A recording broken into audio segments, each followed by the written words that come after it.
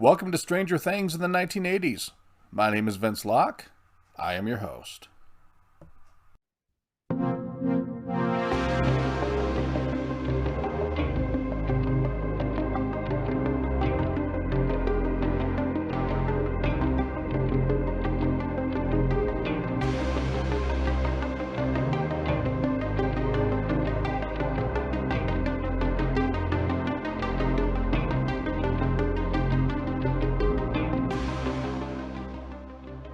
In this podcast, my guest and I take deep dives into the Upside Down, where we analyze each episode of the Netflix series along with related movies and books, and examine them in the context of 1980s America.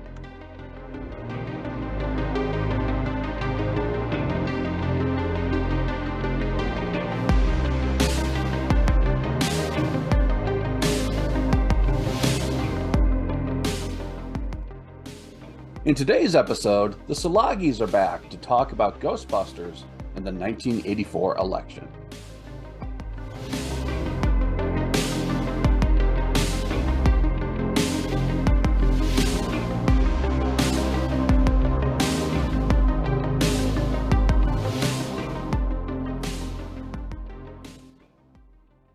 Welcome back to Stranger Things in the 1980s. This is our second episode for our second season here.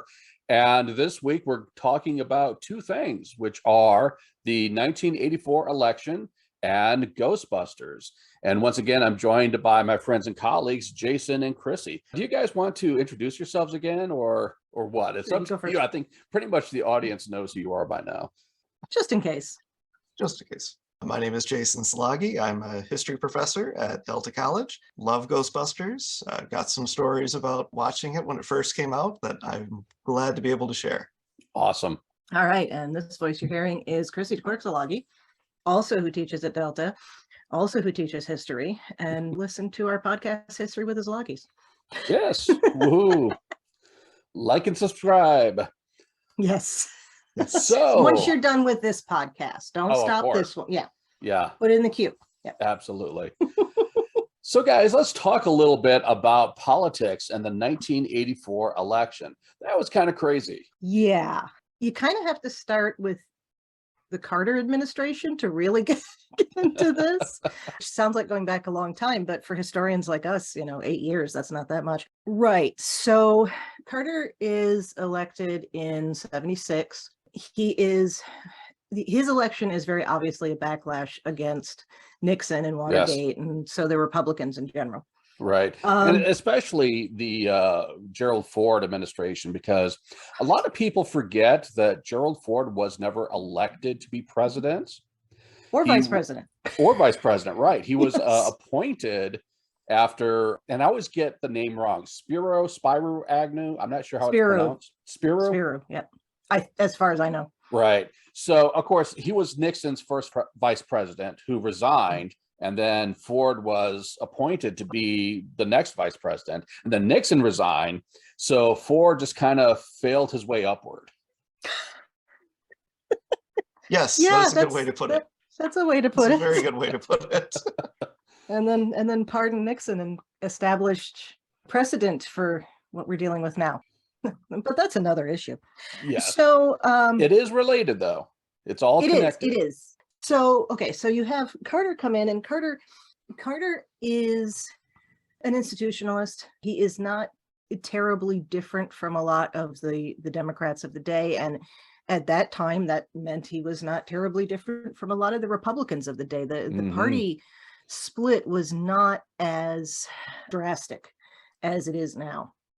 In fact, this is one of the instances that causes it to start becoming more drastic. So he comes in and he tries. God, that sounds like something like a grandmother says. Oh, he tried. About, well, he tried. Or something, yeah. Bless his heart. Yeah, exactly. And you know what? I got to give him a lot of credit, particularly for what he's done after. Yes. So I have lots of respect for Jimmy Carter. But same here. And the thing you have to remember too is like he's coming into a Washington that has accepted, Nixon put through the EPA And I think Nixon put through OSHA as well. It was either Nixon or Ford. I think it So was Nixon. I'm not positive, Yeah. but that sounds right. Yeah. Yeah, I know he did, EPA being the Environmental Protection Association, OSHA being part that protects workers from hurting themselves Occupational on the Safety job. Hazard Administration. Yeah. Thank you. I was like, I can't remember what the O means. Anyway, so, he's working from a corporatist but liberal standpoint. So, okay, has the misfortune to be president when there is recession. Okay. And has the misfortune to be president when there is a revolution in Iran. Yes. So, two things over which he had zero control. But of course, we don't pay attention to that in American politics. So of it was course his not. fault. The buck stops here, right? Oh, exactly. When Truman said that, it wasn't even, he was talking about other things, but right. Also, don't forget that he's still recovering from the collapse of the US military because of Vietnam. And with the crises in Iran, he's in the process of trying to figure out what is still left that could be used and trying to make the US, again, a somewhat of a world power, again, after its humiliating defeat, and try to bring together the totally divided national body, so to speak, of the country. Yeah, because the fall of Saigon was April of 75, and then Carter was elected in 76. And so his administration began in 77. So it was like a series of dominoes there. Yeah. And unfortunately, he fed into that with the, as Eisenhower put it, the military industrial complex. Yeah. Not as much as Reagan did. We'll get to that. But I think there was an idea in the Carter administration of using the USSR as this is the big baddie that we need to be against, in hopes of having some unification of the country in some fashion. So there's some economic collapse. Collapse maybe isn't the right, well, no, I'm gonna say collapse. I think collapse is a good way of putting it. Yeah. This is the gas lines. This is, there's massive inflation, and it's actually being talked about a bit now. Yes. In comparison to what's going on now. And let me just say that it doesn't compare, because the inflation that's going on right now is because companies are ratcheting up prices so that they can continue having unreasonable profits. But that's just me. Feel free to tweet at me, the goddess Livia, and tell me that I'm wrong, but I'm not. I think it's a little bit more complicated than that, but that's definitely a factor. Yeah. It is more complicated than that, but that is more of a factor this time around than it ever has been. I wish I could remember the name of the congresswoman that was talking about it that I saw on C-SPAN, because she had a graph, and if the graph was correct, it was just like, wow, insane. The economic stuff, he can't do too much about. We love to blame and credit the American president for all the good and ill that happens. And that's not how it works. So going into the 1980 election, he appears quite weak. I mean, I guess maybe objectively so he is. I'm not going to pass judgment there. And he was also kind of lost favor with the public with keeping the U.S. out of the Olympics and that sort of thing. And yes, I totally was not thinking about that. Yeah. Right. And he didn't follow through on a lot of the promises for marginalized peoples, and there was backlash for that. So with the revolution in Iran, we have the taking of American hostages at the embassy, and somehow he gets blamed for that. Because that's just what that is. The reason that's important is because that's one of Reagan's talking points for the 80 election. And it's recently been found, I think it was in the last decade or so, that, surprise, surprise, Reagan was illegally negotiating with the people who were handling the hostages and told them, don't release them until I'm elected president. The hell you say? Impeachable offenses and all, but we don't negotiate with terrorists unless I can get elected from it. Unless it's an election year and it's personal and we're going to keep it covered up. I wish I could remember where I read about that. I want to say it's Rick Perlstein's Reagan Land, but it might not be. That's a good book to read anyway. But so he comes in on this wave of, we're going to have reform, we're going to do things differently, we're going to move away from liberal policies. So, all right, going into 80, Reagan recreates the Republican Party, or rather he is credited with recreating the Republican Party, and certainly he deserves some of that credit, whether you think it's a good or a bad thing. Moves it toward Christian conservatives, moves it toward, I can't think of another way to say this, but it's very blunt, outright misogyny, and patriarchy. His campaign is very much rooted in, we are going to return things to the way they should be. It's a new day in America. Yeah. It's a new day in America for the man who announced his presidential campaign in Mississippi, where there had been a massive lynching, and I can't think of which town it was. Shoot. Yeah, one of the most known lynchings of civil rights workers in the 50s or 60s. That's where he announces his campaign. And it's like, okay, so that's a huge dog whistle for all the racists. And then he's also pushing back, he's grabbing onto that reactionary conservatism that comes out of the post-war era, okay? Or I should say the post-war era, because the post-war era has a lot of the civil rights ideas and expanding freedoms and expanding society beyond the nuclear household and the male breadwinner and all of that. Because you have to remember, in the decade leading up to this, we have Roe, unlike now. We have Griswold is in the 60s. I'm trying to think, it's the other one that's in the 70s, the birth control statute that allows for, there had to be a Supreme Court case to allow unmarried couples to purchase birth control pills. Of course, or I should say just women to purchase birth control pills. And you have the ERA, Equal Rights Amendment. The Equal Rights Amendment had been written by Alice Paul in like 1922. Okay. And it was really straightforward. Nobody should be discriminated against on the basis of sex. And Congress has the right to enforce this, the way amendments are set up. And the efforts for that were gaining strength. I think it's passed in 82, but it never gets ratified. And that actually does relate to the 84 election as well.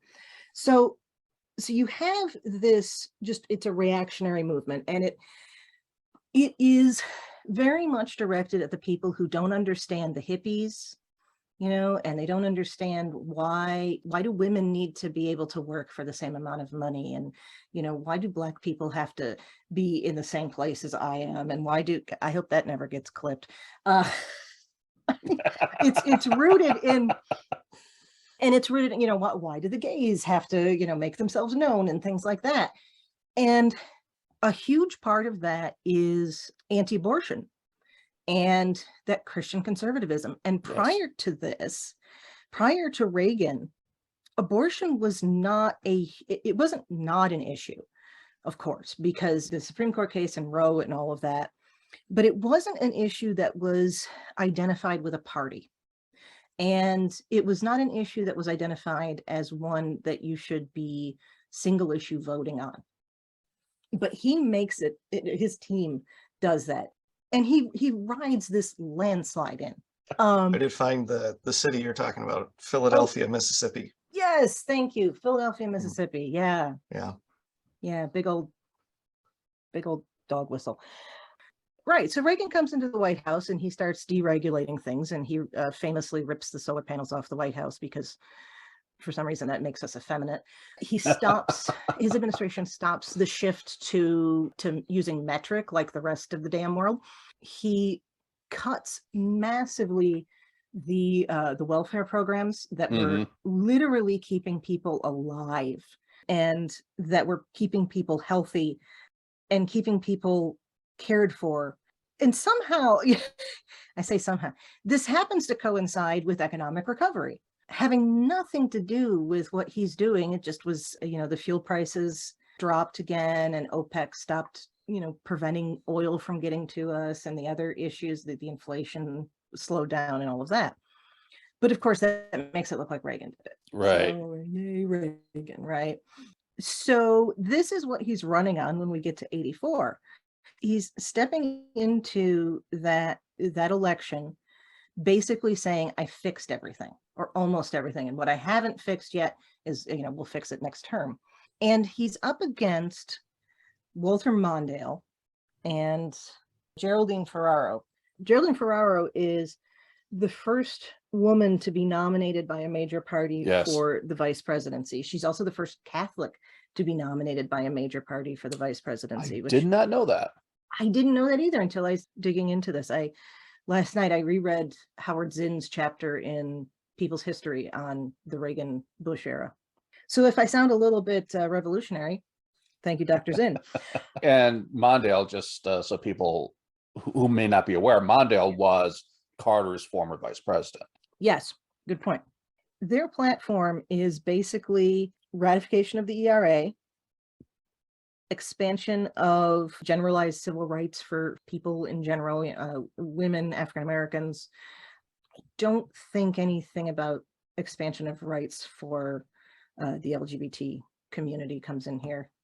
I don't even think they would have recognized the T community in there, but that's a different issue. He also hoped to get a lot of women voting for him on the basis of the fact that he had a woman in the vice presidential position. And Reagan just runs him over. The only state that Mondale and Ferraro win is his home state of Minnesota. Yes. And this is the election that creates the Reagan Democrat, and thus continues what will be 12 years of attempts at undermining the New Deal, and some very successful attempts at undermining the New Deal, which are what put us in a great deal of the positions that we are now in society, not the least of which is the lack of universal health care and things like that. I'm going to get off the soapbox now. You asked me to talk about 84. I went back 8 years, but I think those are... It's important context. Huge. Yes. Yeah. Yeah. It's almost, even when FDR came in, it was not as overwhelming as Reagan. And it's just kind of astonishing to see how that works. Well, and you have to remember too that he was governor of California during some of Vietnam, and he gained some recognition for putting down the campus demonstrations. Right. Yes. You know, yes. Let's talk about how. No, go ahead. Sorry. No, go ahead. Go ahead. So prior to that, just the point being that he had already gained a reputation of being, you know, a hard ass. right. And since that was part of the reputation that he was running on, is that, you know, he's going to stand up to the Russians and be a strong leader. I was going to say, prior to being the governor of California, he was the head of the Screen Actors Guild. Yeah. So he had experience in running organizations like that. And go ahead. And he was a Democrat then. Yes. And he ran, he ran SAG, he ran a union. Yes. And then he turns around and undermines a union, many unions, but famously not pilots, it was the air traffic controllers union. Thank you. And also, let's not forget that as governor of California, he was in favor of so much gun control. And it was primarily because the Black Panthers had guns. I'm sorry, if you have any Reaganite listeners, they're just gonna... So needless to say, we may have lost a few listeners, but that's okay. I don't think we had that many in the first place. Yes, point being, nothing is black and white. Everything is different shades of gray. And especially in the 80s, there is the feeling, we literally still are coming back from Vietnam. There is still that feeling of the older generation feeling betrayed by the younger generation, and now no one can trust a government unless they're upfront. Right. And Reagan made people feel good and made people feel proud to be American again. So many people wanted to vote for him because their lives were actually improving. Gas prices were down, inflation was down, people were getting back to work. And of course, there was the whole Cold War aspect going on. And he appeared to be a really strong leader who was going to stand up to those damn Ruskies, right? And so people felt really good about him and felt patriotic. And so when he wins in such a massive landslide, I know a lot of people were shocked at just how wide a margin he won by. But looking back on it, it makes a lot of sense. I remember I was in fourth grade at the time, and my teacher, Mr. Bogardus, wanted to teach us how the election is supposed to work. And so he held a mock election in class. There was a ballot box at the front of the room, and then he gave us all index cards, and we were to write our vote on it. And then as we filed out to go to lunch, we dropped our ballots into the box. Going to the lunchroom, my whole class sat together, and we were talking about who did you vote for? And of course, most of the kids voted for Reagan because that's who the parents were voting for. Yeah. And I remember there was one kid who said, I voted for Reagan because he wants nuclear war, and I think that'd be really cool. Oh, gods. And I remember thinking, that's really messed up. I mean, even though I was 9 years old, I didn't really have a strong grasp of what war meant. I knew it wasn't a good thing, and that, if war is bad, then nuclear war is super bad. So I remember thinking, I mean, I didn't have the vocabulary for it, but man, that's really fucked up. Yeah. That, I'm glad you mentioned that, because that was one of the other issues that Mondale and Ferrara were emphasizing, a nuclear disarmament. And we've talked about this a little bit in relation to Stranger Things, because as we see, especially going into the second season, there is that class distinction which relates to the politics. So the Wheelers, for example, are that classic small town, middle class family, white family. They're voting for Reagan and Bush. They're Reagan Republicans. And in fact, I think the only Mondale sign that we see is Dustin's mom, who's a single mother, clearly voting for Mondale. So we can see that represented in the show as well. Let's switch gears a little bit. Let's talk about Ghostbusters now. That's more fun. Because, I mean, there is a connection, as we see. It's really part of the zeitgeist of the time, how these Reagan values are represented in the movie, because you do see them filtering into the movie itself. So Ghostbusters, what's your experience with Ghostbusters? Jason, you had some stories here. Yes, I have some stories. And again, I'm going to date myself with this. For the viewers who don't know what a drive-in movie theater is, or was, there's a few of them still kicking around. There are a few. Basically, it's, you drive in, you park your car, there's a concession stand with all your goodies and everything. You get that. When it gets dark outside, they start playing the movie, usually double feature. I saw Ghostbusters at the drive-in. Wow. With my family. I guess you remember what the other movie was? What the name of it. I can't remember what the name of the theater was, but I remember going there and seeing it, and I remember Slimer scaring the hell out of me as a child the first time I saw him. So yeah, Ghostbusters was released in summer of '84. I want to say June. I'm pretty sure it was in June. Yeah. And it was huge, a massive success. I mean, '84 was all about Ghostbusters, especially going into Halloween of that year. Yeah. So massively popular. And I saw it in the theater, and it's one of the first movies that I remember really seeing in the theater and loving it at the time. Chrissy, what's your experience with Ghostbusters? I don't know if I saw it in the theater. I want to say I did, but I was 2, so I wasn't paying attention to it anyway. Yeah, and I do have to remember that I'm a little bit older than pretty much everyone else on here. It's gonna sound goofy. My first memory of Ghostbusters is actually not my own memory, but it is a photograph of baby me in a Ghostbusters t-shirt trying to pick up the cat. And Jay knows the photo I'm talking about, because it's up in the photos in the house, in the little photo collages my mom did. And the cat looks real happy. I look ecstatic, because I'm 2 and I'm trying to pick up a cat. Sure. Yeah. Kitty. My first memory of Ghostbusters is actually watching the second one, and really I loved the second one. I don't remember the first time I saw the first one, but I remember thinking that they were reversed, because I could remember the second one better.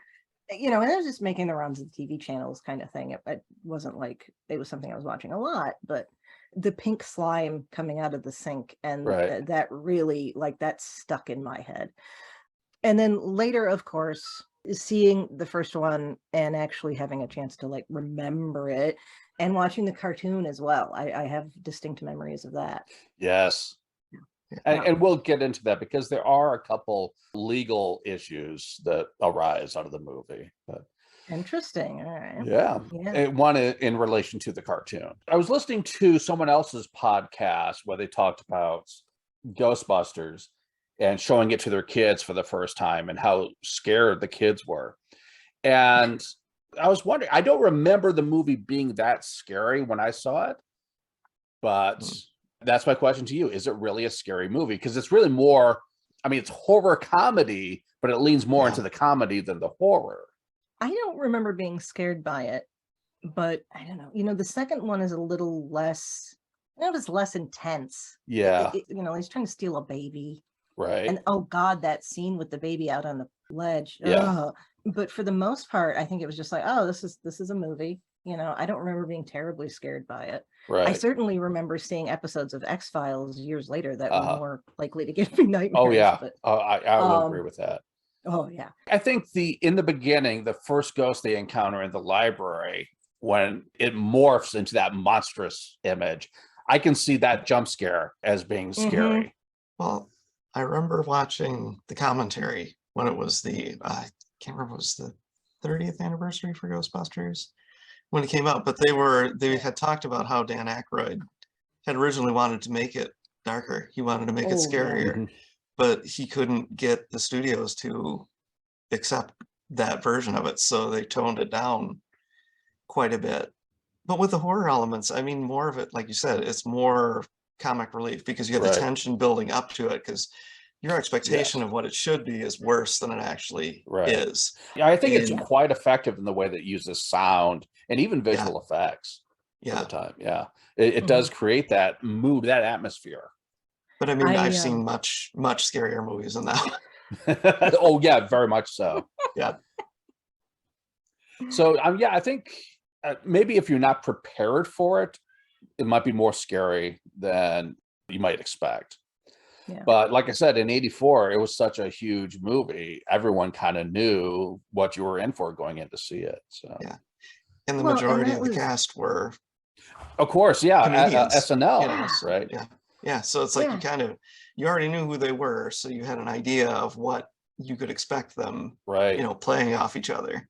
Yeah, so it was directed by Ivan Reitman, who had previously directed Stripes with Harold Ramis and Bill Murray, which was very well-received comedy. Of course, Bill Murray had that reputation of being such a comedic actor.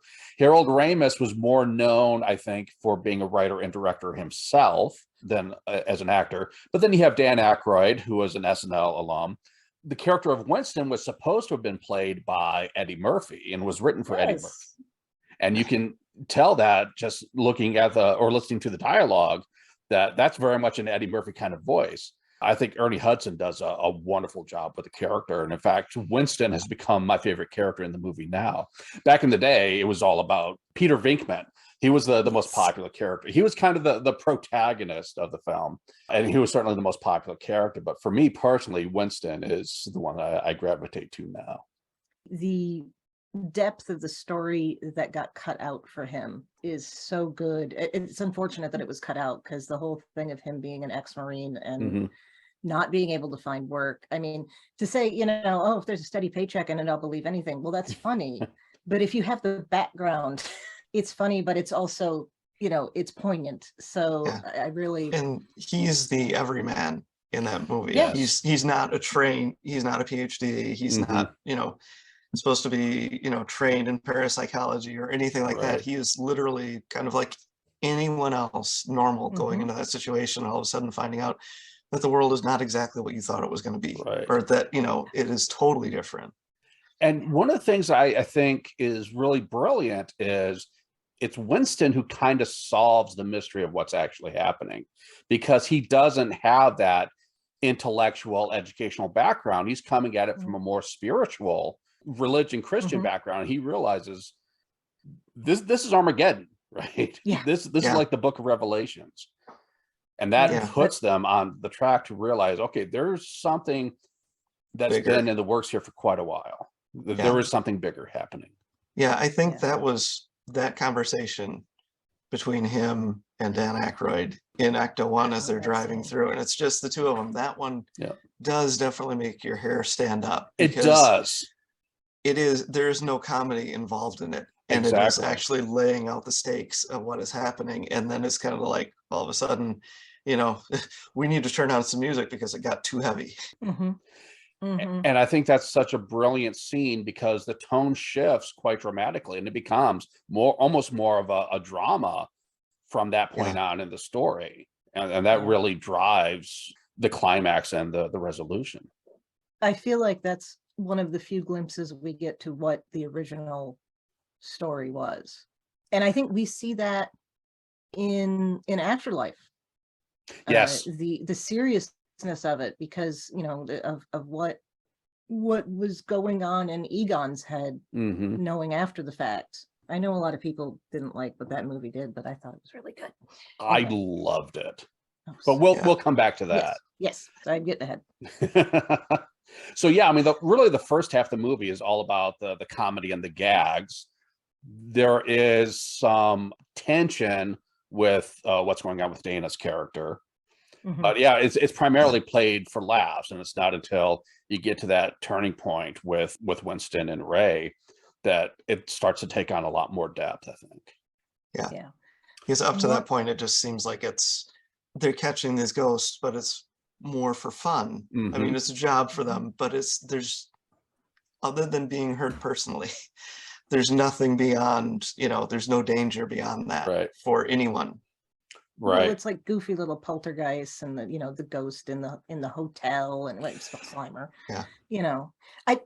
Before we get away from the laugh line thing, one of the things that rewatching it as an adult, and I don't remember when this actually hit me as what it was, but one of the things that's played for laughs is Stance mortgaging his parents' house. Right. and Yes. and Oh, come on, Egon's everyone's figuring got out 3 the mortgages math. nowadays. Yeah, and Egon's figuring out the math, and the interest is like $1 million or something, like it's some outrageous number, Right. and you kind of go, oh, that's funny, and then but looking back on it, that's not funny at all. Right. There is no amusement to that, and in fact, that ties into what was going on with the savings and loans at the time. Yes. Was part of the caused their collapse, and it's the fact that that's a laugh line is just, it's one of those things you look back on it and you go, Well, how is that and a laugh line? even with Ray, when he sits there talking, after they get fired, and he's sitting there, he's like, I've been in the public, I've been in the private sector. They want Yes. results. And neither of the other two had. And it was just like, Mhm. to a degree, he's the kind of the only grown-up one who's there out of Right. those guys. Yes, certainly more than Venkman is not grown up. I mean, he says that you never studied. I look Yeah. at that and I go, how did this man get a PhD? Right. But that's a whole other issue. And there's that whole confrontation with Dean Yeager, where Mhm. Dean Yeager's like, you are a poor scientist. And he's right. He is. absolutely Yeah, is. he's He's a much better talk show host in the Yes. second movie. But and then Egon was never anything but an adult. Hmm. You get that, and you get a little more of that in the second movie when he's talking about, just briefly, he was talking about his childhood and how he had a slinky once, but he straightened it and that was it. And yeah, and it's a laugh line, but you also go, God, he must have had a hell of a childhood, and it must have been hell at points. Yeah. And so that's a whole other, so you have one relatively, I hate to use the term normal, one person with a fairly average life in Ray. Hmm. You have the everyman with what was a fairly average life experience in Winston. Yeah. And then you have the opposite ends of the spectrum with the other two. And it's just, And it makes sense to me that Aykroyd wanted it to be a bit more serious or have a greater sense of darkness to it because of his personal background. His grandfather, great-grandfather was a leader in the spiritualist movement, and Aykroyd himself is often regarded as a true believer in spirituality, spiritualism, and ghost. So what do you know about the spiritualism movement? Not a hell of a lot. Okay. I should know more. I know it's wrapped up in like seances and that kind of thing. And there's some connection with like outgrowth of the Second Great Awakening kind of stuff, and the Protestant movements. What always comes to mind when I hear that is a talk I was at about Lincoln, and somebody asked a question about his spirituality, but they phrased it as spiritualism, and the author I can't remember who it was, completely went off on the person because spiritualism and spirituality are two very different things. Right. Yes, But there was Mary Lincoln Todd was a spiritualist she was. Yeah, because they did lose, she was. they Mhm. lost children, and to a degree with the spiritualism in the, I would say probably 19th century, mid 19th century onwards, it was a way to basically feel that there actually was something afterwards. Yes. That if you could contact, dead family members, then that gave you the peace that there is something afterwards, Mhm. that they are not just gone, but they are waiting. Yes. And that And it was- it's almost a confirmation of Christianity, because Yes. if there is an afterlife, then there is a God. But it also had an religious aspect at the same time, because it was depending not on a depending on specifically Christian who was phenomenon. whichever leader it was at the time. Right. Yeah, And but I did not know this thing about. Oh, go ahead. oh no, I was gonna say, but going back to the movie, they talk about Ivo Shandor Yes. rejecting the world after World War One, and that is something that happens. Yes. So the survivors, spiritualism, the spiritualism movement really kind of reached its sort of apex in the teens leading into the 1920s. And it's still around to a certain extent, but that was really the greatest height of it, of the movement was at that point in time. The rejection of the world, almost the idea, again, to go with your a religious discussion, Chrissy, would be that you had the First World War, where you have millions of people being killed, not just on the battlefield, but dying of starvation or disease in the process of it. And there's that argument by some of the radicals saying, well, if this is what a God is or isn't, if God is supposed to be all loving and merciful, why would he let humans descend to this? And whatever is left of us, we're just shambling, hanging on to a dead ideal. And it's been argued that early part of the 20th century was such a time of great optimism, which slowly eroded after the sinking of the Titanic and then going into World War One, and to some extent the 1920s as well, even though that was a time of economic prosperity.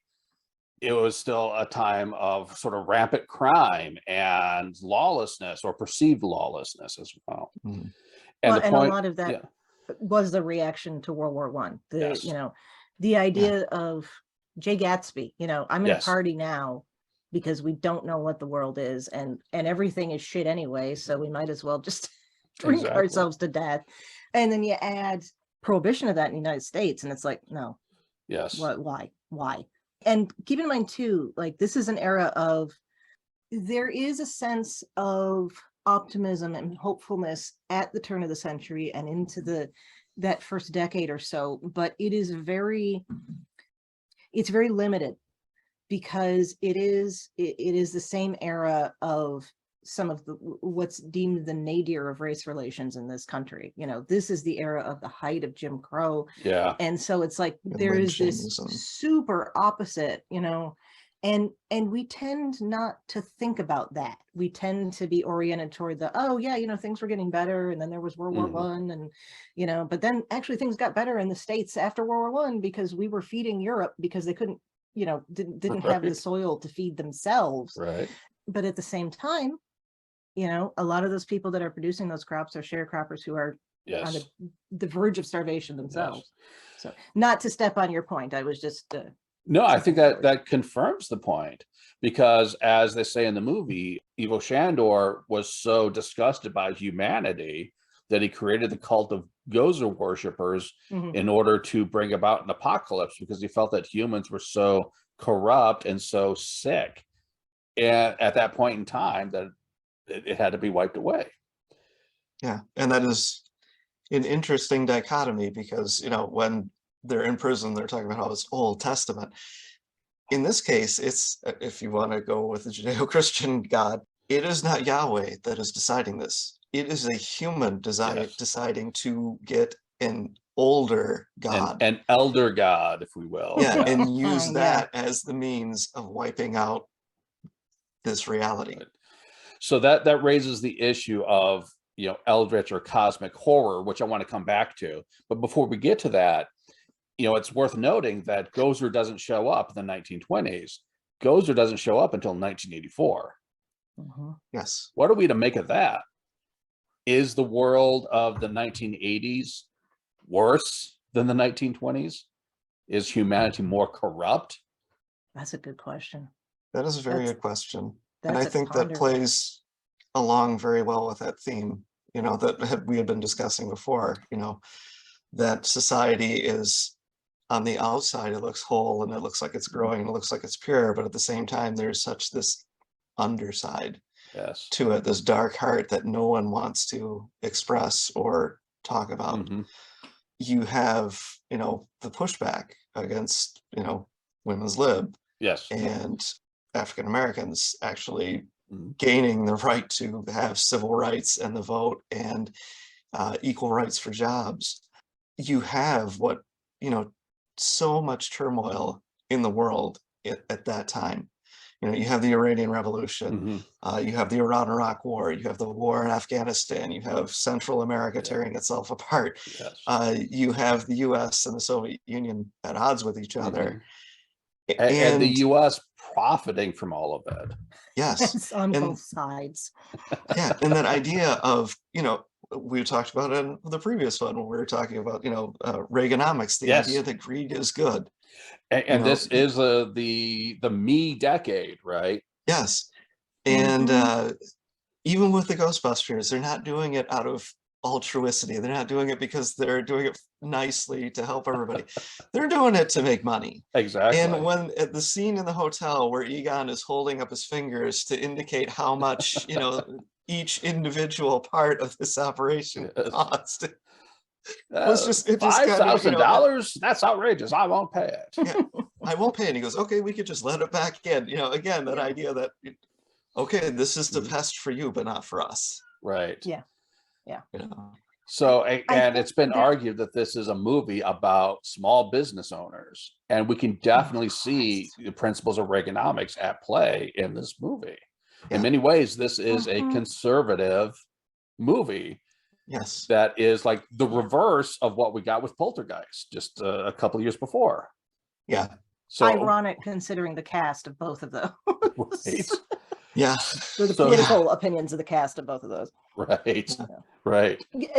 Getting back to the is humanity worse thing, I think the thing that popped into my head when you said that was mutually assured destruction. Yeah. And that was not, that was not it was the era of mutually assured destruction, but that's really like more the late 60s, early 70s, the Dr. Strangelove era. But it's still pushing harder though, because Reagan is rearming. He's breaking the treaties that we have with the Soviet Union. Yes. So I think, if an eldritch horror god is going to look at the world and say, okay, well, they're bad now, but in 20 years, they're going to come up with a nuclear bomb. And 40 years after that, they're going to still be talking about using them on each other, even though it would destroy everyone. Maybe it is worse in 84. Well, and the idea with the spiritualist cults, they weren't super mainstream at the time. I mean, Dungeons and Dragons, the game, the role-playing game is being called a portal to hell. What is it? And spiritualists, to a degree, it's not quite viewed as badly as that, but it's this underground movement where you don't know who belongs to it. And that fits perfectly with the idea of an eldritch cult or cosmic horror cult, because they are trying to undermine the society in order to advance, their policy or whatever their agenda as they go through. This is the era of the satanic panic. So you have that. You have a lack of trust in government institutions. Again, Reagan is trying to come in saying that he's going to fix all the things that were wrong by removing. And yet at the same time, he's just as underhanded as everybody else. So it's like, this could be, and this could be the end times. The end times, because, you're talking about, again, going back to that, cats and dogs living together, blah, blah, where Venkman is having hysteria.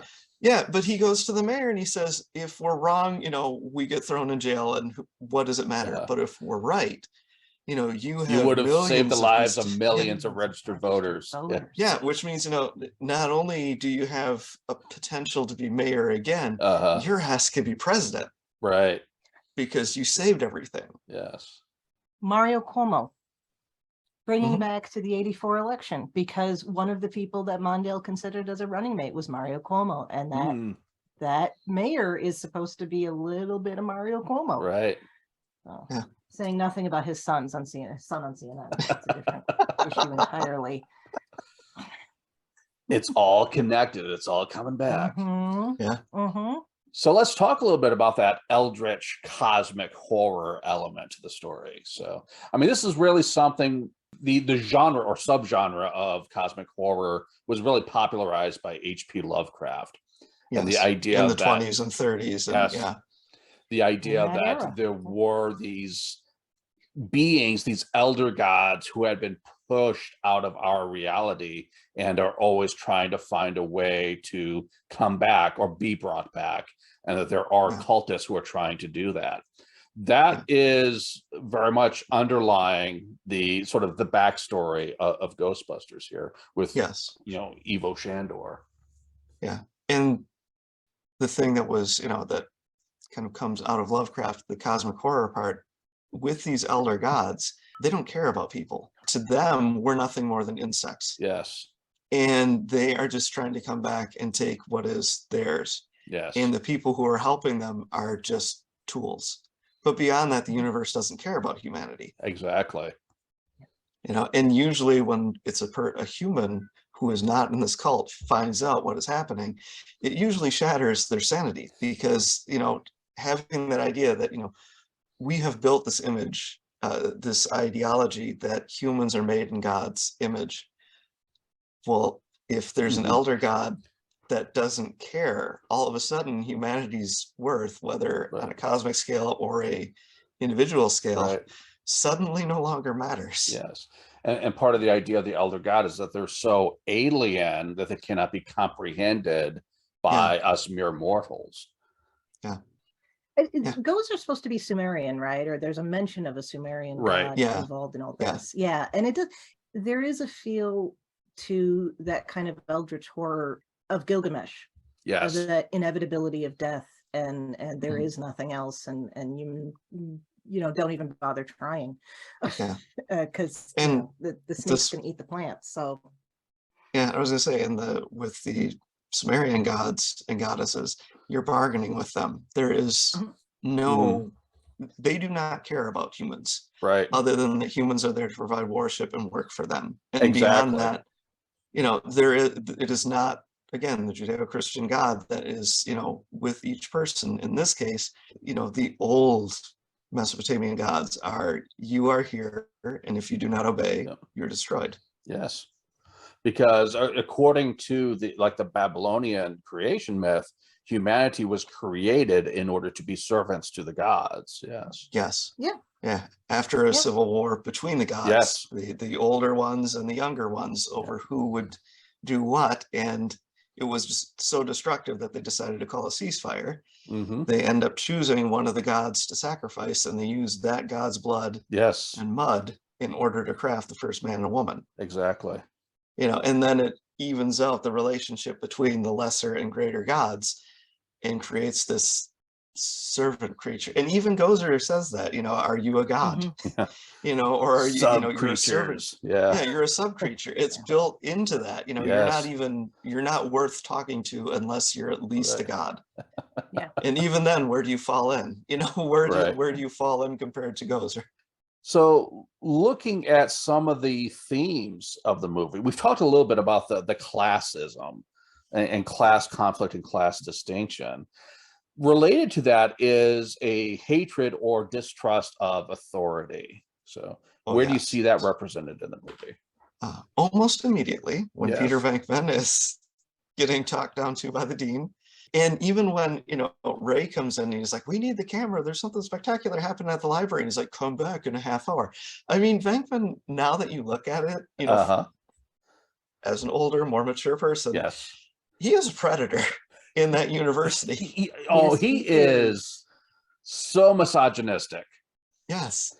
I mean, You what know, is he doing? He's trying to seduce his female students yeah. Yeah. and And he's- harm the male students. Yeah, and the male student at one point actually gets the card right, and Right. he's still, and you can see Venkman's eyes kind of fall when the guy is finally, you know, the pain has gotten enough to him where he could, you know, at least guess whatever the hell Right. it's supposed to be. And then Venkman's like, I'm not gonna give it to you. And No. still nails him with a shock.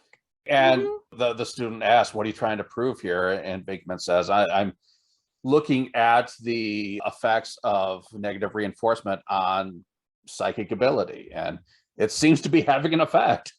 Yeah, the pain is actually helping this kid figure out what he's supposed to be seeing. Right. So there is an irony there.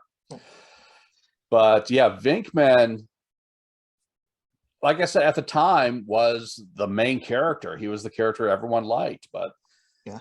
And I don't want to say that you shouldn't like this movie. I still love this movie. I think it's a great movie. I'm just able to see that there are certain problematic aspects of this movie. Yes, exactly. And that's what I mean. Venkman You know, is. like when I'm saying he's a predator, it's like in today's society, that is not acceptable. Right. Back then, It was. you know, it was a joke. It was a joke like because it was, you know, give your secretary a friendly swat on the ass when she walks past to let her know she did a good job. That was the mentality of the time. So, and again, this is for some people that would have been the dream job. Right. You know? Sexual harassment was not actually illegal until after this movie. Yes, that is true. You know, in the workplace. And, you know, we're talking about an era that's less than a decade after a point when married women could have bank accounts in their own name, you know, and credit cards in their own name. So there is that. I feel like the only thing, maybe not the only thing, but the thing that redeems Venkman and makes him not completely a predator is that he does step back and not get in bed with Dana when she wants him to, when she's possessed, because that would, you know, he seems to recognize that that would actually be a rape, you know, whether, because it's not her. Does he though? So maybe that's his mark, you know, it's like, okay, no, I'm not going to step past that. Yeah. I'll I think that's part of it. I'll harass, I'll convince you, but I'm not gonna, Of course, there's another level to that, because putting aside the fact that she's possessed, she is trying to be the active partner. She was trying to be the one who's initiating the sex act, which I think, and that freaks him out. Venkman wouldn't know what to do with. Right. Yeah. And that's the thing, is I would like to think that he matures over the course of the movie, which he kind of does. Like, he does not find a woman that can foil him, that could counter him until he runs into Dana, and she's not going to take his shit. And then it's like you could see the wheels kind of going in his head, trying to figure out what he can do, and he kind of takes the case more serious the longer he's with her. And that leads into another theme of the movie, which is how frightening women are and how threatening women are.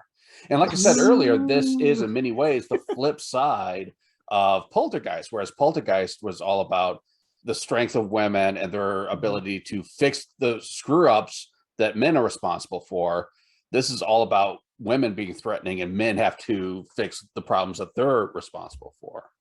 So how many times do you see women portrayed in a scary way here? Again, quite a few. The librarian right off the bat. Yeah, the librarian. Or I should say the librarian ghost. Yes. The librarian is presented as suffering from a wandering womb, basically hysterical in a traditional sense. Right. Venkman is interviewing the librarian and asks, okay, there are some basic questions I have to ask you. Have you or any of your family been diagnosed schizophrenic or mentally incompetent? And she says, well, my uncle thought he was St. Jerome. And then he asked, are you habitually using drugs, stimulants, alcohol? Are you menstruating right now? Yeah. the librarian manager's like, what does that have to do with it? And we get that great line, back off, man, I'm a scientist. And this is a movie full of great lines. Yeah. But that raises a good question. What does that have to do with it? It's icky, right? There is a commentary there too of women self-medicating. You know, there is that whole thing of, you know, God, there's a George Carlin joke about it from his AM/FM album about how, you know, the diet pills are low-key speed. Right. and women are hopped up on him. And I mean, there's, he's exaggerating it for effect, but it's true. I remember diet pills being a thing, and thinking it's crazy, but it was a big industry. Right. And then you have the flip side of that, which is the downers of like dosing your wife with laudanum. Mm-hmm. And laudanum, I think, can be hallucinogenic. So far be it for me to defend Peter Venkman asking that, but I can see where somebody might want to make sure that there isn't hallucinogens going on. Now, I can't remember if that's before or after they see the ghost, so that makes a difference. This is before. That was before. Yeah. That's what I thought. So, I mean, it does make sense on one level that these would be legitimate questions. You want to establish the psychological state of the subject who has experienced this paranormal experience, right? Except for the menstruation, yes. Yeah, except for that. So, and again, it's played for a laugh. It's a joke. Mm-hmm. The idea is, okay, are you crazy or are you just menstruating, right? Yeah. Yes. Are you hormonal? Yes, and is exactly. that affecting, are you just doing this for attention? Right. Are you hysterical? Yes. Yeah. Again, in the traditional sense. Yeah. Yeah. And then, of course, we see Venkman be dismissive of women and several other places. He says to Ray, "Come over here, Francine." Yeah. When he goes to Dana's apartment, he's using his little gadget, whatever that does. And she asks, what are you doing? What does that do? He says, "Oh, it's technical. It's one of our little toys," right? The implication being that she's not smart enough to understand it. Yeah. He does it to Janine too. She asks him where her money is, and he says something to the effect of, you're a great candidate for the food service industries or something like that, basically saying you can do this or you can wait tables. Right. And it's just, although Janine stands up to him. Janine doesn't take bullshit. Yeah. And that's nice to see. In that scene, she just kind of scoffs and walks away because what's she going to do at that point? But and of course, when Gozer appears, some great lines again, but if you think about them, they're really loaded. So calls her a nimble little minx, isn't she? This chick is toast. And then when they go to cross the streams, it's, got your stick, heat them up, make them hard. Let's show this prehistoric bitch how we do things downtown. So in order to defeat this scary female presence, this goddess, penetrated. Yeah, exactly. Sorry, I didn't mean to talk over you, but yeah. No, that's exactly the point is, if you look at the proton packs, they're the wands that they shoot their streams from, very phallic. And in order to defeat the big bad female ghost, you got to combine the streams and make basically a super penis to destroy it. God, I never thought of it that way. But exactly. Yeah, I can see that completely. And again, that goes back to the hysteria thing, because women are only under control when they're pregnant, because that keeps the womb, in where it's supposed to. Right. Okay. Where it's supposed to be. Right. So going back to the idea of viewing women as threatening, pretty much all the ghosts who present a threat are female. So you have the librarian ghost. Slimer is really androgynous. Really, it's supposed to be a representation of John Belushi. But then you have, of course, Gozer, but then Zool as well. So what's going on with Zool and the keymaster and the gatekeeper? Well, those are the two spirits that have to literally come together in order to open the gate that's going to allow this, allow Gozer to come through. But again, that connects with Mesopotamian mythology. Sure. Usually sky is a father, the earth is the mother. That's how, to a degree, that's how most things would have been created. In the idea that these two are, to a degree, kind of like high priests or stand-ins for those. And then once the conjoining happens, that's when the gate is open. Right. The worlds are breached. Yes. It's a sacred coupling. And it those is are all over the place in Mesopotamian and Babylonian and Assyrian theology. Yeah. It's the female who's in charge. Yes. And going back to the idea that Venkman is redeemed by not taking advantage of Dana when she's possessed, I kind of disagree with that. Okay. Because I don't think he's so much unwilling to take advantage of her. He's freaked out by the situation because Okay, he's always yeah. been the aggressor, and I'll give you suddenly that. the tables are turned on him and he doesn't know what to do with it. Okay, so he's unredeemable. That's fine. Okay. No, I would argue, kid. yeah. I kid. Yeah. But- I also loved that the person who is going to be the keymaster is probably the most comedian and incompetent of any of the men in this movie. Rick Yeah. Moranis, you know, Yes. getting locked Mhm. out of his apartment constantly, but he has this golden goofball heart because he's Yes. talking about how, you know, well, your TV out was really loud, so I tried to sneak out on the ledge, and you know, I couldn't get your seems window like a open, so I genuinely turned mine nice up. guy, right? A Yeah. goofball, but a genuinely nice guy. And he's derided for it, which is Yes. yet another, Yeah. you know, it's the nice guys finish last thing. Mhm. Yeah, go check on that little yeah. guy. So I do want to talk a little bit about Peck, Walter Peck, the EPA agent here. Yes. This man has no dick. Yeah. Going back to that Yes. theme of someone who appears threatening, even though it's a male, he's dickless, right? Yep. Mhm. Yeah. Mhm. He has to be. And it's a hatred of authority because he Yes. can shut them down if he Exactly. feels like he needs to. Mhm. Is he really a bad Mhm. guy? I mean, he's presented as a villain, but is he really a bad guy? No, Why not? because he's trying to make sure that they're not going to, that what they're doing is not going to Yes, be damaging. he's doing to- his job. He's EPA. Yeah, Yeah. And well, Yeah. just doing your job does not necessarily make you a good person. And he certainly, you know, we can have conversations about his tact and his yes, capacity to interact with people. The base idea of, how does Ray put it? We have an unlicensed nuclear accelerator on our backs. yes, Having Yes. somebody make sure that that's, you know, not going to blow up the entirety of Manhattan might be a good idea. exactly. Well, So and But also he's, that, go ahead. I was going to say, he's also making sure that the Ghostbusters aren't defrauding people. Right. Yeah. You know, is it yeah. hallucinogenic gas or something? You know, is it a light show? You know, he wants to see if it's actually real. Exactly. And So- he represents that. If you want to go back into Reaganism, he represents that idea of the government being the problem.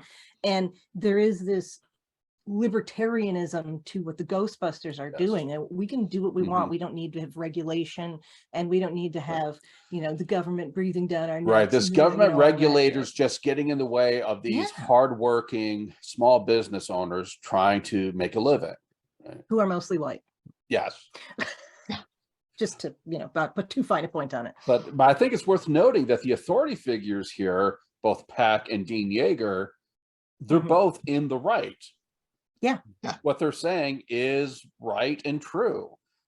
Yep. But they Even the mayor yes, is not entirely off Yeah. kilter, right. because he doesn't know. You know, why would you assume immediately it's Yeah, and when he asks the cardinal, what's the, you know, what do you think is going on? It's like, I can't speak for the church, but you Mhm. know, this is what I feel. yeah. You know, and it's, you're seeing that again, the idea that the authority figures, the government, the church, Right. they have no answers for what's going on. And Right. even though they may have private ideas of what is happening, they don't want to ruin their public reputation by Exactly. taking a stand. Exactly. And particularly having that be a Catholic too, someone Yes. who conceivably should be able to exorcise these demons, Yes. you know, if that's what it is. Mhm. But if it's something that predates the church, you know, and then that undermines the authority of the church entirely. Because what is the church if not just picking up on old gods? So supposedly William Atherton, who played the character of Peck, hated this movie. He says it ruined his life Oh, because when he Oh. would walk down the street, people would yell at him and call him dickless. Of course, because people can't separate the art from the artist. Exactly. yeah. And it's true, you know, he does have a history of playing characters who are sort of slimy. He does, yeah. So that goes along with it. But yeah, even though his character is in the right, doing the right thing, he does come off as slimy in the movie, which leads into one of the dominant symbols in the movie, slime, because Venkman gets slimed, and he wipes some slime on Peck to signify just how slimy this guy is. Of course, Venkman is really slimy himself. Yes. So yeah, the there's a whole- ectoplasm, the slime, I think there is symbolically signifying that, hey, these guys are pretty slimy themselves. And then the other big symbol of the movie is Mr. Stay Puffed. Yeah. What does that symbolize? Well, I can tell you what it symbolizes after they explode. Going along with what I was talking about with Slimer. We don't have to go too far on that one. After they just cross the streams and the super dick, yeah. Cover Lower Manhattan in goo, ejaculate, yeah. But But it's that idea too of, when Ray is sitting there, he's like, I tried to think about, everybody else clears their mind and he's trying to think of a good memory. right. Something that could possibly never harm us or destroy us. Yes. Something And that is it's- safe and innocent. Yes, and it is a giant marshmallow man. Yes. And it's the hilarity of it that, you're thinking that it's a play almost on Godzilla. Yes. It's this idea that it's this Yes. giant, in this case, it's this giant monster coming in to wipe the city out instead of being a and reptile steps or on the something Catholic else. Church. Yes. It's a damn marshmallow guy. And you're like, oh my God, yeah, that works. It works. It's wonderful if you're watching it and you aren't keyed into, if you're like a kid and you're not keyed into all the symbolism, Yeah. because it is very much the idea of, oh my God, this is something that I love but can destroy me, Yes. and then as an adult you're like, this is something that I love and it can destroy me, and also there's these other elements, and it's just, it works for everybody. And it gets foreshadowed in a couple places before the climax of the story. So Dana has a package of Stay Puft marshmallows in her groceries. Yes. And then there is an ad for Stay Puft marshmallows painted on one of the walls of the buildings when you see that big beam in the sky. Yeah. But yeah, I think Mr. Stay Puft there is supposed to be a warm memory, a good memory, a positive sign of innocence and that sort of thing. And how that But he's can a sailor. get corrupted. He is a sailor. He's the sailor. He comes downtown. Yeah. So you know what, there is a bit of, it's not, you could read that as the safety of the post-war era of the Greatest Generation. Yeah. I might be going a little far on that one, but if you're thinking about Ray's childhood, Yes. how old was Ray? These are all boomers, no Right. question. Okay, they're all Yeah. post-war kids.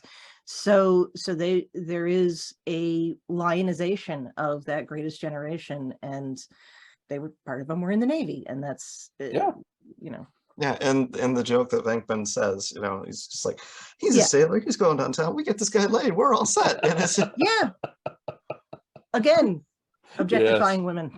Yes. And it's Mr. Stay Puffed. It's not Ms. Stay Puffed. It's not That Stay is Puffed true. who is androgynous, It's which goes Mr. along with the end of it. Yes.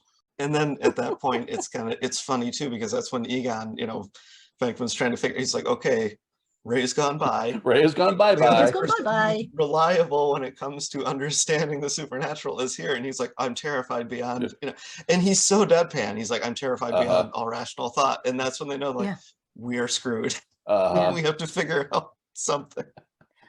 And I just thought of this. He is the only unsexualized character of the main group. The only thing that even touches on him having any sexuality is Janine's attraction to him. Yes, and when he's working under her desk. Yes. Yeah. And that's why it's so shocking in Afterlife to see that he had a child. Exactly.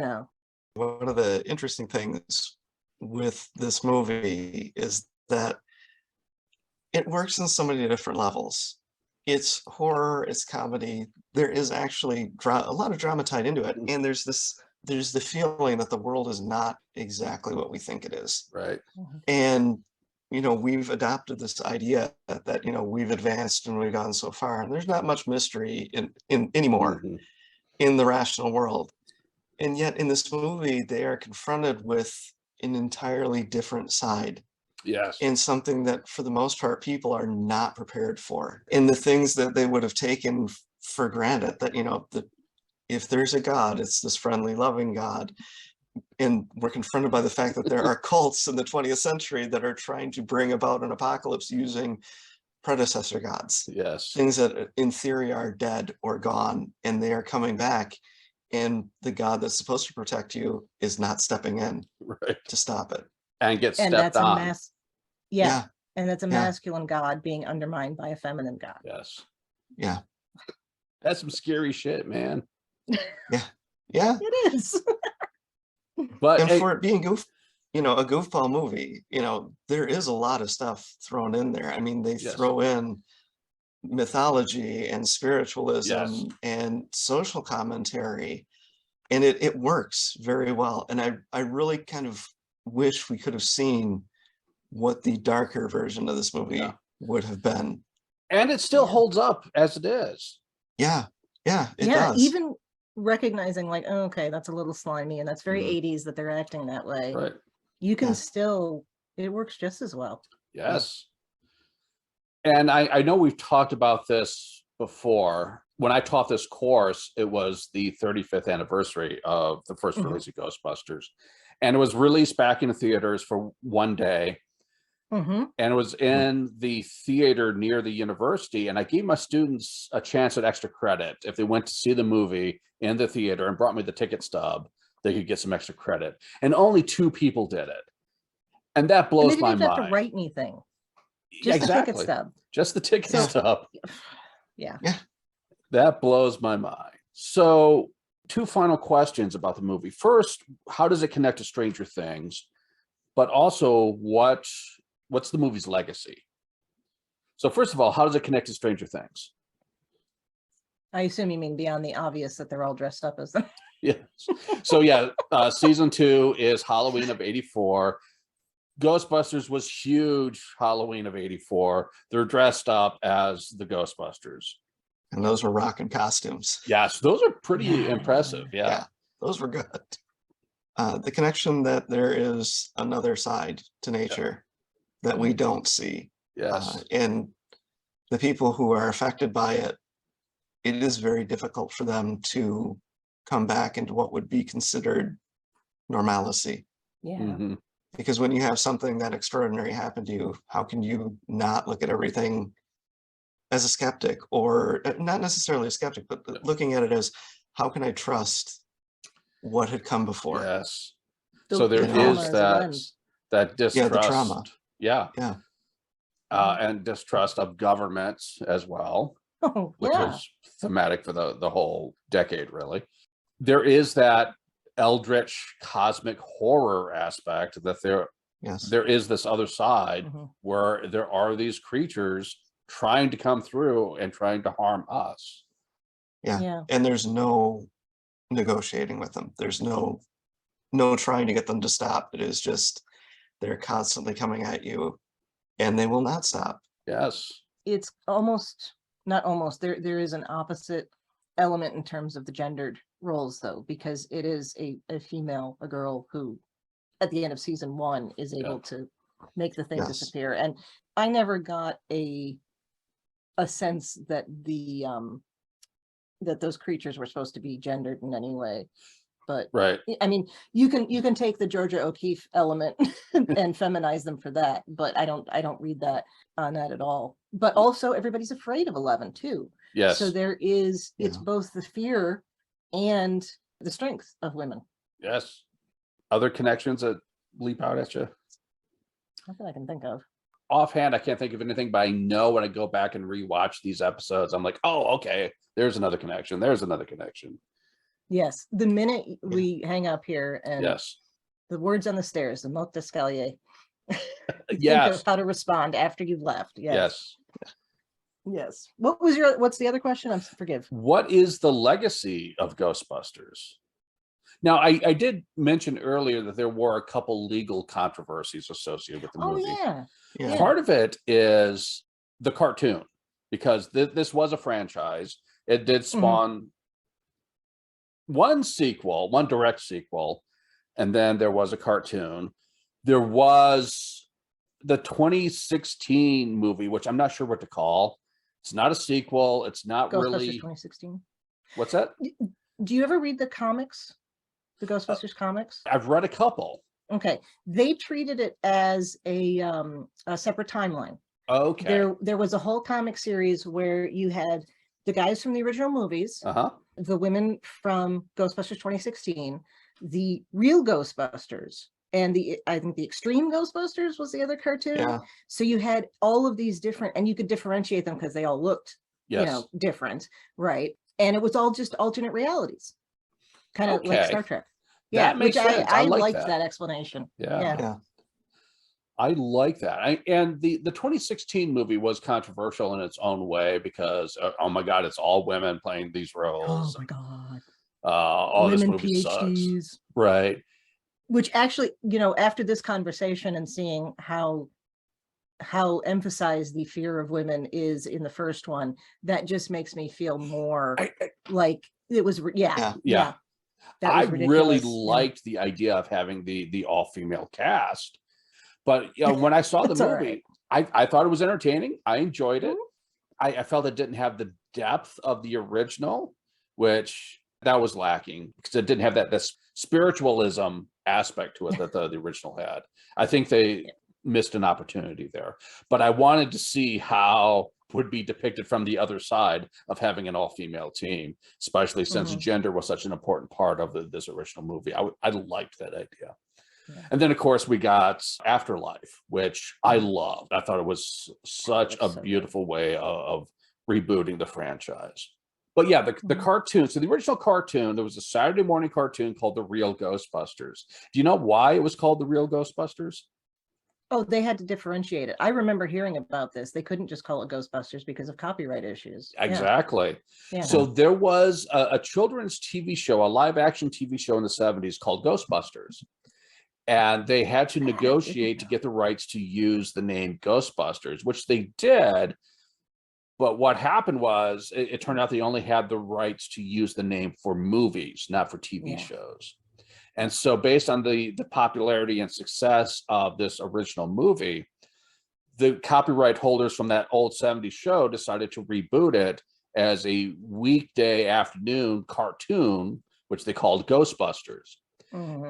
And Columbia, which owned the rights to the movie, they wanted to make their own Saturday morning cartoon and they couldn't use the name. So that's why they called it The Real Ghostbusters instead.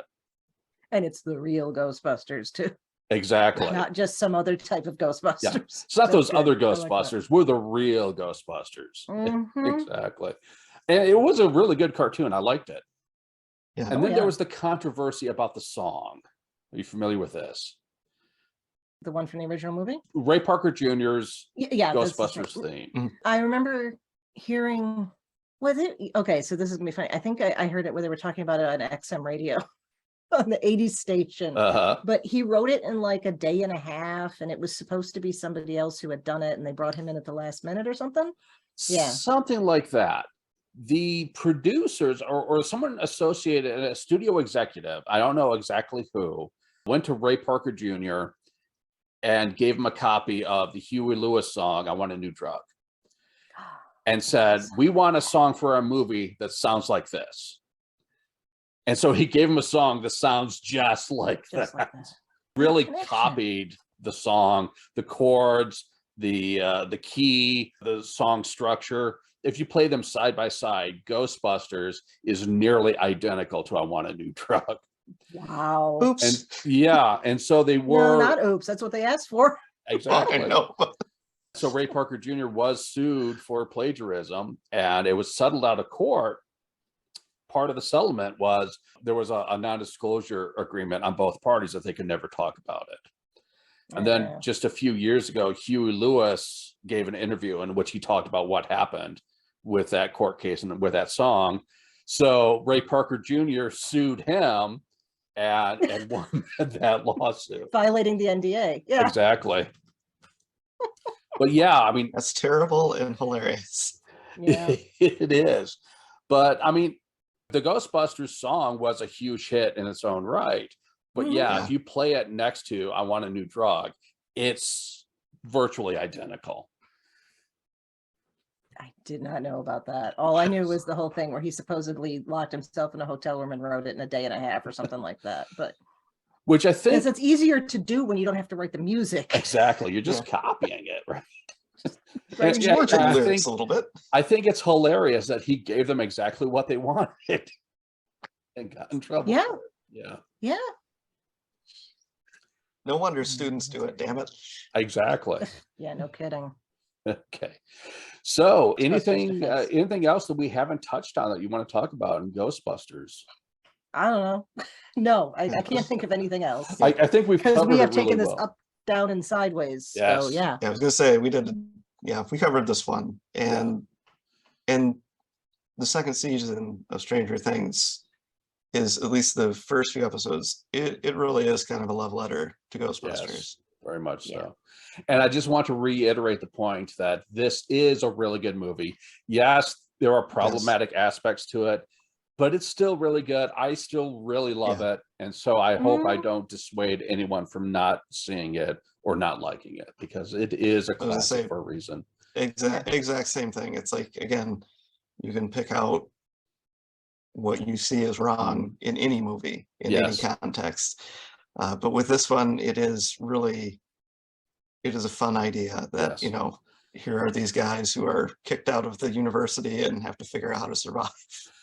And I will say that if you find these problematic elements too distasteful, watch Afterlife, because I think Afterlife Yeah. is a course correction in those areas. Yeah. Yes. That does a nice job with it. Yes. I think, I was just talking to one of my classes about this as it relates to Gone with the Wind, because Gone with the Wind is an unabashedly racist work. There is Oh, yeah. no question. It is complimentary toward the Klan. Yeah. It portrays slaves as happy in their position as being Mhm. enslaved and all of that. But that doesn't mean it's not worth watching with that context or reading the book Mhm. with that context. And it's like, okay, so you have to understand that this is teaching you about mentalities in the 30s and the 20s Yes. and mentalities in post-Reconstruction. There we have our Reconstruction again, Mhm. post-Reconstruction America. And as long as you have that context, I don't think it's a bad thing. Right. You have to. Would I show Ghostbusters to let me rephrase that, because I'm notorious for not understanding what is and isn't appropriate for children, because my parents never censored anything for me. I mean, except like there wasn't any pornography in the house, but stuff like that. Sure.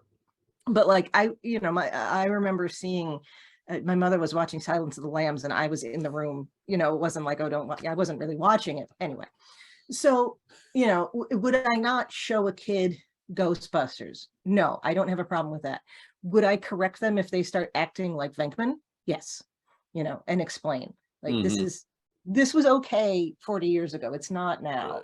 And really it wasn't okay 40 years ago, but this culture allowed for it. Right. So I think, you have to allow for context. Yes. And I'll get off that soapbox now too. And that's part of what we're doing with this podcast, is providing some Yes. context for the 1980s. Which is awesome. I use in my classes, read a piece of historical fiction and then read a piece of historical fact to go along with it. Right. Because people get interested in history, not because they picked up a biography of Abraham Lincoln. Mhm. They get interested in history because they saw a movie or a TV show. Right. And they want to know how much of that is real. And so, it's hard for us to reconcile that the 80s are history, but they are. Yes. Yes. So, giving the context and getting people interested in looking at that stuff is a good thing. Yes. So yay, Vince.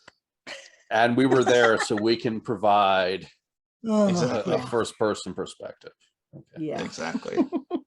Okay, so next time, the homework for next time, we're going to look at the second episode of Stranger Things 2, which is called Trick or Treat Freak, which is very much the Ghostbusters episode. Mhm. But we're also going to look at the role of AIDS and Ryan White in relation to this season. So the homework is look into AIDS, Ryan White, and watch the episode Trick or Treat Freak. So Jason, Chrissy, anything you want to add, promote, say? Yeah, you can find me on the BQN network with Infinite Diversity, which is a weekly Star Trek podcast where we discuss that week's episode of whichever Star Trek is on. We're talking Lower Decks right now because that's what's on. And if you have not been watching Lower Decks and you like 90s Trek, then you got to correct that right now because it is fantastic. And then I already mentioned History with the Szilagyis, of course, that will be coming back soon. But, we have an extensive back catalog. And I'm where she's at, so, Okay. That's true. That's true. Okay. Right. The Goddess Livia on Twitter and Jay. Jason Dark Elf on Twitter. Okay. Thanks, guys. And thank you for listening. As always, Thanks until next time, take it easy, take care, and stay straight.